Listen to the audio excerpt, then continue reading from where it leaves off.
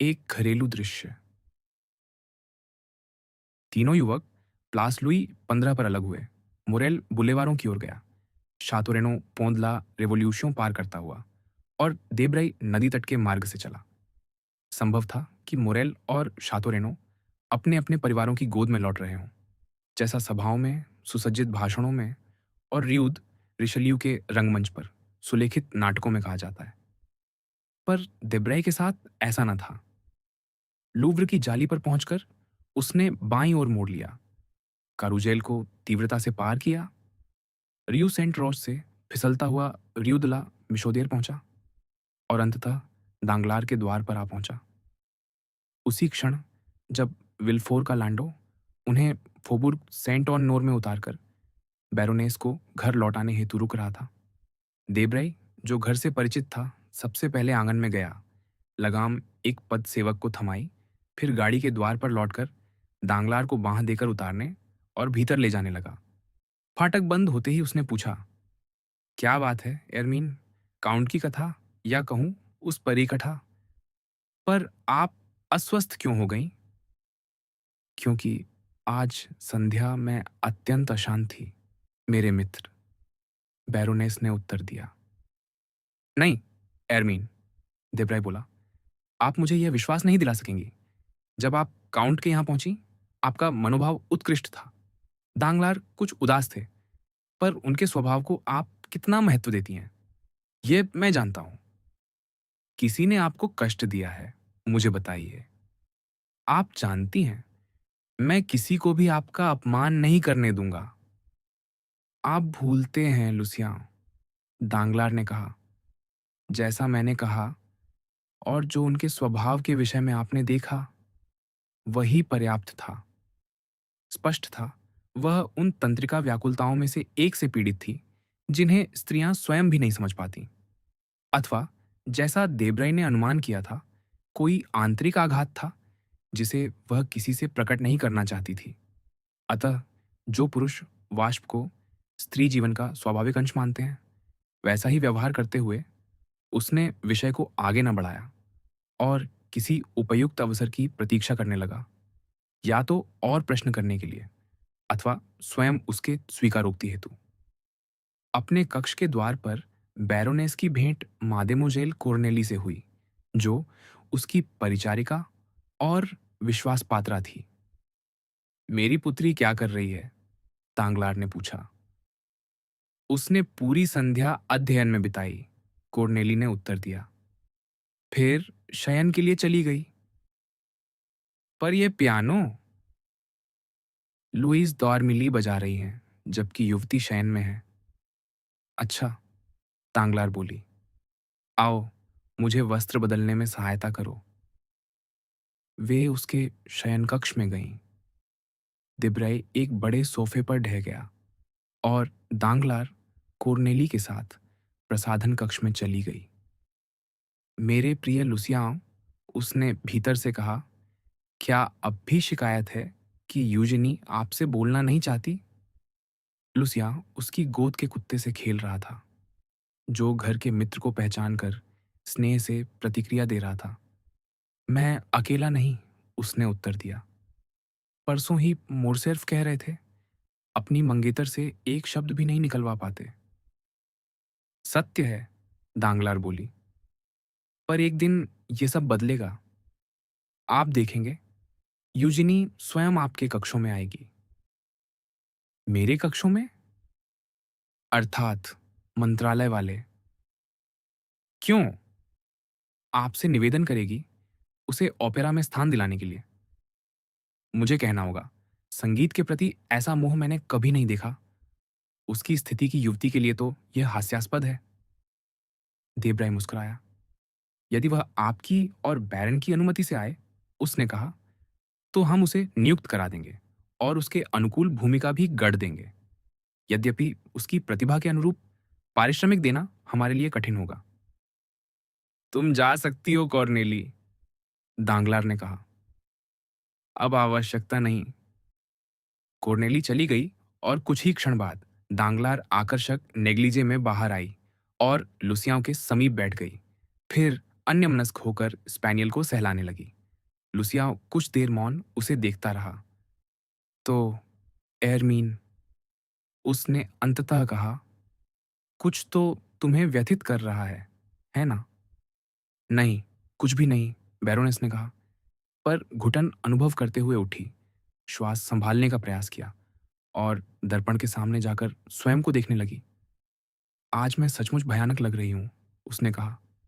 देबराई मुस्कुराकर उसे आश्वस्त करने उठ ही रहा था कि उसी क्षण द्वार खुला और दांगलार भीतर आया। देबराई पुनः बैठ गया। दांगलार ने द्वार की ध्वनि पर घूमकर अपने पति की ओर देखा और ऐसा विस्मय प्रकट किया जिसे उसने छिपाने का प्रयास भी नहीं किया।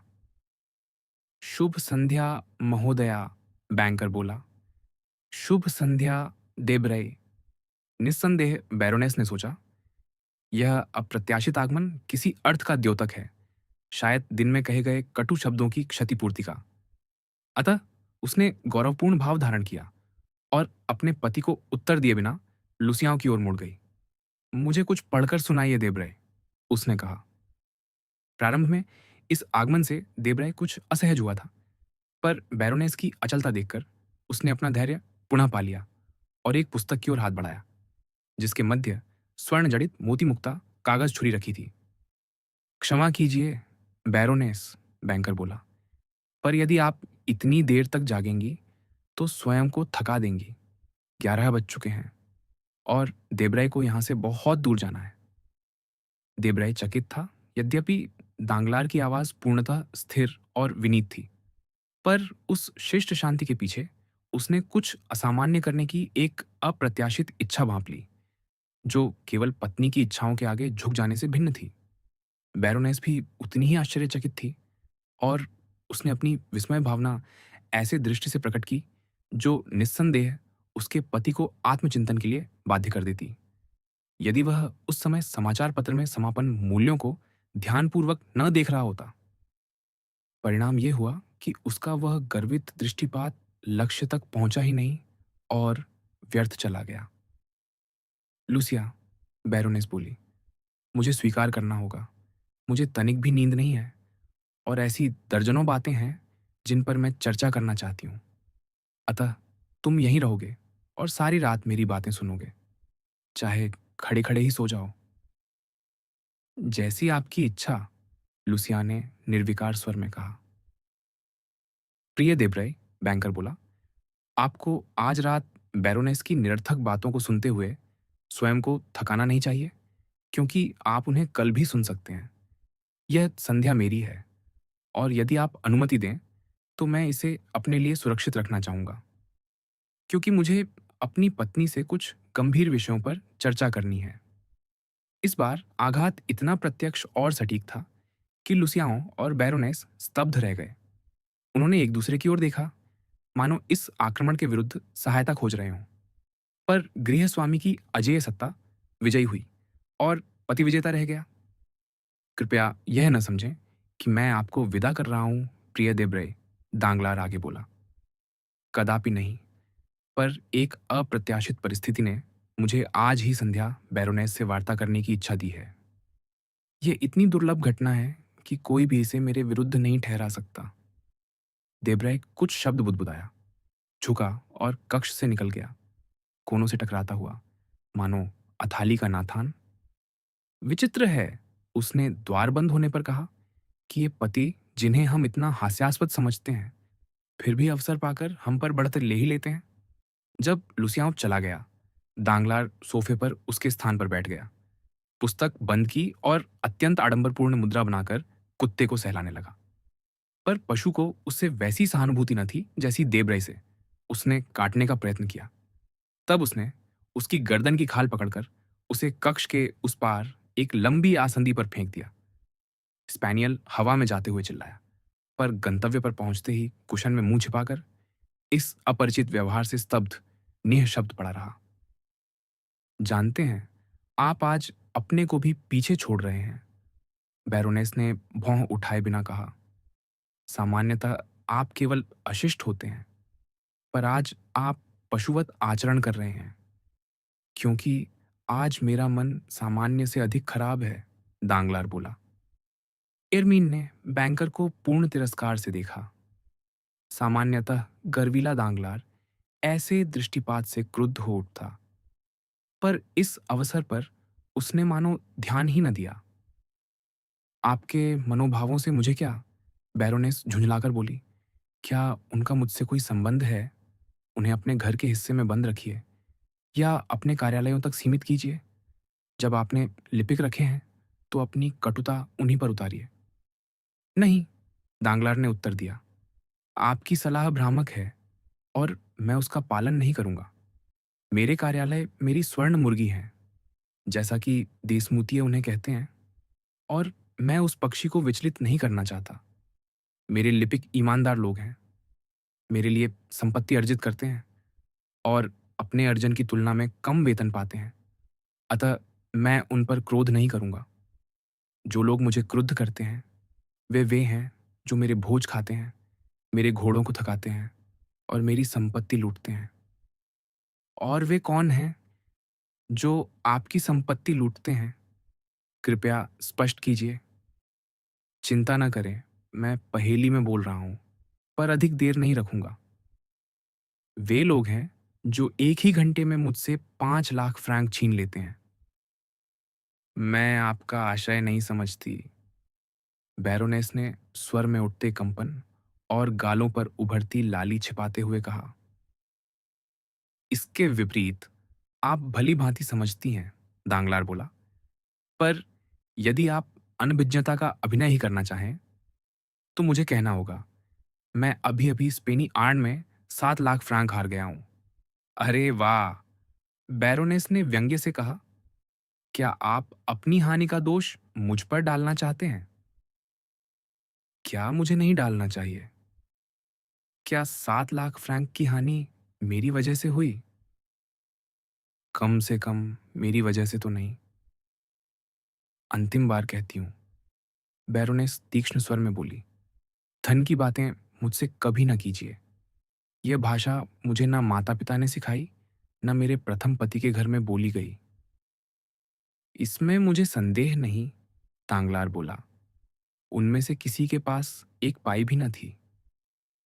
तो और कारण है कि मैं आपके बैंकरों की शब्दावली न सीखूं, जो प्रातः से रात्रि तक मेरे कानों पर प्रहार करती है। सिक्कों की गिनती का वह स्वर मुझे विकर्षित करता है, कभी कभी तो आपकी आवाज से भी अधिक।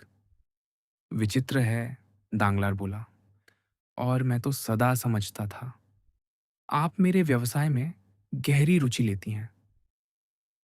मैं? आपको ऐसा सोचने पर किसने विवश किया? आपने स्वयं। कितनी हास्यास्पद बात। निस्संदेह मैं जानना चाहूंगी, किस अवसर पर? ओह, यह तो अत्यंत सरल है। पिछले फरवरी हैती के कोषों का उल्लेख आपने ही पहले मुझसे किया था। आपने स्वप्न देखा था कि लेआव्र के बंदरगाह में एक जहाज प्रवेश कर रहा है। समाचार लाता हुआ कि वह भुगतान, जिसे सबने अनिश्चित काल तक स्थगित मान लिया था, अब होने वाला है। मैं जानता हूं आप नींद में भी कितनी स्पष्ट बुद्धि रखती हैं। अतः मैंने हैती आरण के जितने बांड मिल सके सब खरीद लिए और 4 लाख फ्रैंक कमाए, जिनमें से 1 लाख आपको विधिवत दे दिए गए। आपने उनका क्या किया, यह मेरा विषय नहीं। मार्च में रेलवे का ठेका निकला। 3 कंपनियों ने बोली दी, सभी समान आश्वासनों सहित। आपने कहा, आपकी अंतर्दृष्टि बताती है कि ठेका दक्षिण की कंपनी को मिलेगा। यद्यपि आप अज्ञान का अभिनय करती हैं, पर मैं मानता हूं कभी कभी ऐसे विषयों में आपकी अंतर्दृष्टि अत्यंत तीक्ष्ण होती है। मैंने तुरंत उस कंपनी के 2/3 शेयर खरीद लिए। जैसा आपने कहा, ठेका उसी को मिला और उसके शेयर 3 गुना हो गए। मैंने 10 लाख फ्रैंक कमाए, जिनमें से 2.5 लाख आपको पिनमणि के रूप में दिए। उनका क्या किया आपने? पर यह सब कहाँ जा रहा है? बैरोनेस ने घृणा और अधीरता से कांपते हुए कहा। धैर्य रखिए, हम बिंदु पर पहुंच रहे हैं। ईश्वर का धन्यवाद। अप्रैल में आप मंत्री के यहाँ भोजन पर गईं। स्पेन की चर्चा हुई और आपने डॉन कार्लोस के निष्कासन पर एक निजी वार्ता सुन ली। मैंने स्पेनी स्टॉक खरीदे। निष्कासन हुआ और जिस दिन चार्ल्स पंचम बिदासुआ पार कर गया, उस दिन मैंने 6 लाख फ्रैंक कमाए। उनमें से 50,000 एक्यू आपको दिए गए। वे आपके थे, आप जो चाहें करें, मैं हिसाब नहीं मांगता। पर तथ्य ये है कि इस वर्ष आपको 5 लाख लिव्र मिले। तो हाँ, तो उसी के बाद सब बिगड़ गया। आप सचमुच बातें कहने का ढंग रखते हैं। मैं वही कहता हूँ जो अनुभव करता हूँ। बस उसके बाद 3 दिन पूर्व था। 3 दिन पहले आपने राजनीति पर देबराई से चर्चा की और आपने सोचा, उसने कहा कि डॉन कार्लोस स्पेन लौट आया है। फलत मैंने अपने स्टॉक बेच दिए। समाचार फैल गया। घबराहट मच गई। मैं और बेच ना सका, मानो बांट रहा था। अगले दिन समाचार असत्य निकला और उस असत्य ने मुझे 7 लाख फ्रैंक का नुकसान पहुंचाया। तो उससे तो जब मैं जीतता हूं तो आपको चौथाई देता हूं। अब हार में आप मुझे चौथाई देंगी। 7 लाख का चौथाई, 1,75,000 फ्रैंक। आपकी बातें निरर्थक हैं और मैं समझ नहीं पाती इस सब में देब्राई का नाम क्यों ला रहे हैं। क्योंकि यदि आपके पास वह 1,75,000 फ्रैंक न हो तो आप अपने मित्रों से उधार ले सकती हैं, जिनमें देब्रे भी हैं। व्यर्थ, बैरोनेस ने कहा। कोई हाव भाव नहीं, कोई चीत्कार नहीं, कोई नाटकीयता नहीं, अन्यथा मुझे कहना पड़ेगा। मैं यहां से देब्रे को मुस्कुराते देख रहा हूं, उन 5 लाख फ्रैंक पर जो आपने इस वर्ष उसे दिए, और स्वयं से कहता, उसे अंततः वह मिल गया जो श्रेष्ठ जुआरी भी नहीं पाता। ऐसा रूले जहां खेले बिना जीतो और हारकर भी ना हारो। बैरोनेस क्रोध से फट पड़ने को थी। दुष्ट, उसने कहा। क्या आप ये कहने का साहस करते हैं कि जो बात अब आप मुझे दोष दे रहे हैं, उससे आप अनभिज्ञ थे? मैं यह नहीं कहता कि जानता था या नहीं। मैं केवल इतना कहता हूं, 4 वर्षों से, जब से हम पति पत्नी की भांति रहना छोड़ चुके, मेरे आचरण को देखिए, सदैव एक सा रहा है। उस विच्छेद से कुछ पूर्व आप उस विख्यात बैरिटोन से संगीत सीखना चाहती थीं, जो थिएटर इतालियाओं में अत्यंत सफल था, और मैं उस नर्तकी से नृत्य सीखना चाहता था, जिसका लंदन में बड़ा स्वागत हुआ था। हम दोनों पर, आपके और मेरे मिलाकर, लगभग 1 लाख फ्रैंक व्यय हुए। मैंने शिकायत नहीं की। गृह शांति बनाए रखना आवश्यक था। नृत्य और संगीत में निपुण होने हेतु एक पुरुष और एक स्त्री पर 1 लाख फ्रैंक, अत्यधिक नहीं। फिर शीघ्र ही आप गायन से ऊब गईं और आपको मंत्री के एक सचिव से कूटनीति सीखने का विचार आया। मैंने अनुमति दी। देखिए, मुझे आपत्ति नहीं, जब तक आप अपने पाठ का मूल्य स्वयं देती हैं। पर अब देखता हूं, आप मेरे कोष में हाथ डाल रही हैं और आपकी आगे की शिक्षा मुझे 7 लाख फ्रैंक मासिक पड़ सकती है। नहीं, यह नहीं चलेगा। या तो वह कूटनीति से अपने पाठ निःशुल्क देने लगे और मैं उसे सह लूं, या फिर वह मेरे घर की देहरी पार नहीं करेगा। समझी? यह वास्तव में अति हो गई, एरमीन ने कहा, बोलना कठिन पाते हुए। आप अपमान की सीमाएं लांघ रहे हैं। और मुझे प्रसन्नता है यह देखकर, तांगलार ने कहा, कि आप मुझसे बहुत पीछे नहीं हैं और आपने स्वेच्छा से उस वैधानिक सूक्ति का पालन करना चुन लिया है। पत्नी को अपने पति का अनुसरण करना चाहिए। आप मेरा अपमान कर रहे हैं। आप ठीक कहती हैं। विवाद छोड़ें और तर्क संगत बने। मैंने कभी आपके कार्यों में हस्तक्षेप नहीं किया, सिवाय आपके हित के। आप भी वैसा ही कीजिए। आप कहती हैं, मेरी संपत्ति आपसे असंबद्ध है। बहुत अच्छा। आप अपनी देखिए, पर मेरी को बढ़ाने या घटाने का प्रयत्न न कीजिए। फिर कौन कह सकता है, यह कोई राजनीतिक चाल ना हो कि मंत्री जो मेरे विपक्ष में होने से क्रुद्ध है और जनसहानुभूति से ईर्ष्यालु देब्रे के साथ मिलकर मुझे नष्ट करने में न लगा हो? संभव ही है, मुझे कहना होगा। क्यों नहीं? किसने कभी ऐसा देखा? टेलीग्राफ पर झूठा संदेश, अर्थात लगभग असंभव, दो संचालकों द्वारा भिन्न संकेत। यह विशेषतः मुझे क्षति पहुंचाने हेतु किया गया। यही सत्य है। आपको झांत होगा, बैरोनेस ने विनम्र स्वर में कहा, कि वह संचालक पदच्युत कर दिया गया। उसे अभियुक्त करने की चर्चा भी थी, उसे गिरफ्तार करने का आदेश भी निकला, और यदि वह पागलपन या अपराध सिद्ध करने वाले ढंग से भाग ना जाता, तो पकड़ा भी जाता। कोई भूल हुई थी। हाँ, और ऐसी भूल जिस पर मूर्ख हंसते हैं। मंत्री की एक रात की नींद जाती है, राज्य लेखक कागज काले करते हैं, पर जिसकी कीमत मुझे 7 लाख फ्रैंक चुकानी पड़ती है। तो फिर एरमीन ने अचानक कहा, यदि यह सब आपके अनुसार देब्रई का दोष है, तो आप उससे सीधे क्यों नहीं कहते? मेरे पास क्यों आए हैं? पुरुष को दोष देकर स्त्री पर आक्रमण क्यों? क्या मैं देब्रई को जानता हूं? दांगलार बोला। क्या जानना चाहता हूं? क्या चाहता हूं कि वह परामर्श दे?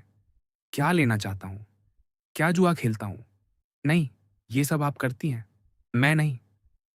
पर मैं सोचती, जब आप लाभ उठाते हैं। दांगलार ने कंधे उचकाए। क्या पागल जीव होती हैं ये स्त्रियां, जो स्वयं को प्रतिभाशाली समझती हैं, क्योंकि उन्होंने एक दो संबंध इस प्रकार निभा लिए कि पेरिस को पता ना चला। विचार कीजिए, यदि आपने अपने दुराचार को अपने पति से भी छिपा लिया होता, जो इस व्यवसाय का सबसे प्रारंभिक कौशल है, क्योंकि अधिकतर पति देखना ही नहीं चाहते, तब भी आप अपनी समाज सहेलियों की फीकी प्रतिभर होती। मेरे साथ भिन्न है। मैंने देखा, सदैव देखा। 16 वर्षों में आपने मुझसे कोई विचार छिपाया हो, संभव, पर कोई कदम, कोई कर्म, कोई पाप नहीं। जब आप अपने कौशल पर मुग्ध थीं और मानती थीं मुझे धोखा दे रही हैं, तब क्या हुआ? सत्य यह कि मेरी अनदेखी के कारण आपके किसी मित्र, विलफोर से देब्राई तक, ने मुझसे भय करना छोड़ा नहीं। कोई नहीं जिसने मुझे इस घर का स्वामी मानकर व्यवहार न किया हो, और यही मेरा आप पर एकमात्र अधिकार है। संक्षेप में, कोई ऐसा नहीं जिसने मुझसे वे बातें कहने का साहस किया हो जो मैं आज आपसे कह रहा हूं। आप मुझे घृणित बना सकती हैं, पर उपहासास्पद नहीं। और सबसे बढ़कर, मैं आपको मुझे नष्ट करने की अनुमति नहीं दूंगा। विल्फोर का नाम आते ही बैरोनेस का आत्मविश्वास चूर हो गया। वह पीली पड़ गई और स्प्रिंग से उछली हो, मानो बाहें फैलाकर, जैसे किसी प्रेत को रोक रही हो। 3 कदम पति की ओर बढ़ी, मानो उससे वह रहस्य छीन लेना चाहती हो जिसे वह जानता नहीं, या शायद किसी घृणित योजना में पूर्ण प्रकट करना नहीं चाहता था, क्योंकि दांगलार की सभी योजनाएं घृणित थीं। विल्फोर, ये क्या? आपका आशय क्या है? मेरा आशय यह, महोदया, दांगलार बोला, कि आपके प्रथम पति नरगोन न दार्शनिक थे न बैंकर, या शायद दोनों। और यह देखकर कि मुकुट अभियोजक से कुछ प्राप्त न होगा, 9 महीने की अनुपस्थिति से लौटकर जब आपको 6 महीने की गर्भवती पाया, तो शोक या क्रोध से मर गए। मैं कठोर हूं, पर जानता हूं, और इसी पर गर्व है। यह मेरे व्यवसाय की सफलताओं का एक रहस्य है। उसने प्रतिद्वंद्वी को मारने के स्थान पर स्वयं को क्यों मारा? क्योंकि उसके पास बचाने को संपत्ति न थी, पर मेरे पास है, और मुझे अपने धन के प्रति उत्तरदायी होना है। मेरा सहयोगी देब्रई मुझे 7 लाख फ्रैंक का नुकसान पहुंचा चुका है। उसे अपने हिस्से की क्षति भरनी होगी, तभी व्यापार चलेगा। अन्यथा वह अपने 1,75,000 लिब्र के साथ दिवालिया हो, और जैसे सब दिवालिये करते हैं, लुप्त हो जाए। आह, युवक आकर्षक है जब समाचार सही हों, पर जब भूल हो तो समाज में उससे श्रेष्ठ 50 और मिल जाएंगे।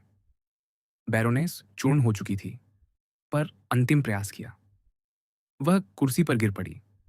विल्फोर, भोजन का दृश्य, और पिछले दिनों उसके परिवार पर एक एक कर टूटे दुर्भाग्यों को स्मरण करती हुई, जिन्होंने उसके गृह की शांत स्थिरता को उग्र विवादों में बदल दिया था। दांगलार ने उसकी ओर देखा तक नहीं, यद्यपि वह मूर्छा का अभिनय करती रही।